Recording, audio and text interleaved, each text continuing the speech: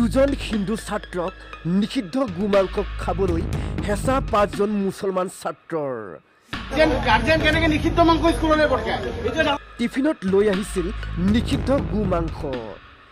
এই ভয়ংকৰ ঘটনাক গাপ দিয়াৰ চেষ্টা বিদ্যালয়ৰ প্ৰধান শিক্ষকৰ। টিফিনৰ সময়ত তেওঁলোকে নিষিদ্ধ মাংস অনা বুলি মই গম পালোঁ। প্ৰতিবাদ সাব্যস্ত কৰি অভিভাৱক দল সংগঠনৰ দাবী দোষীক উচিত শাস্তি দিয়ক।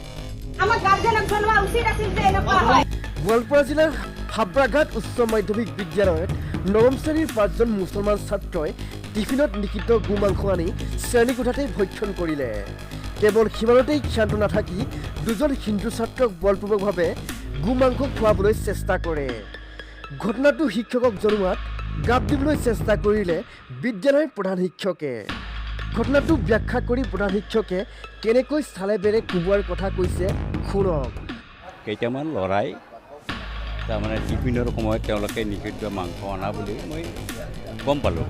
আমাৰ বেলেগ এজন শিক্ষক মহিবুল ছাৰ, তেখেতে এই বস্তুটো গম পোৱাৰ পিছত এই ল'ৰাকেইটাক মোৰ অফিচত কাম কৰি থকা অৱস্থাত মোৰ ওচৰলৈ লৈ আহে আৰু সেইখিনি ঘটনাৰ সৈতে জড়িত থকাৰ অভিযোগত 9ম শ্ৰেণীৰ ছাত্ৰ সুমিত আলমৰ মাতৃ নুৰ চাহিদা বেগমক গ্ৰেপ্তাৰ কৰিছে আৰক্ষীয়ে। ঘটনাটোক লৈ বৰ্তমান অঞ্চলটোৰ তীব্ৰ উত্তেজনাৰ সৃষ্টি হৈছে। নিউজ ডেস্ক ৰিপৰ্ট, ডিজিটেল বাৰ্তা এ। আমাৰ গাৰ্জেনক জনোৱা উচিত আছিল যে এনেকুৱা হয়। আমি কৰিছো স্কুলত পানীৰ বটল আমি ৰাস্তাতে পানীৰ বটল ভৰি দিয়ে দিনকো ইমান মাষ্টাৰে কিয় ডিসিশন নলয়। নতুন ব্যক্তি নিলে ব্যক্তি গোটেইখিনি গাফিলতি বিলাক ইচ্ছাকৃতভাৱে গাৰ্জেনে গোমাংস পঠিয়াই দিয়ে। আমাৰ ল'ৰাখিনি কিন্তু গাৰ্জেন কেনেকে নিষিদ্ধ মাংস স্কুললৈ পঠিয়ায় এইটো মাপদাৰ হয় নেকি? ইয়াত পঠাব নোৱাৰে তই। গাৰ্জেনক আনিব লাগে।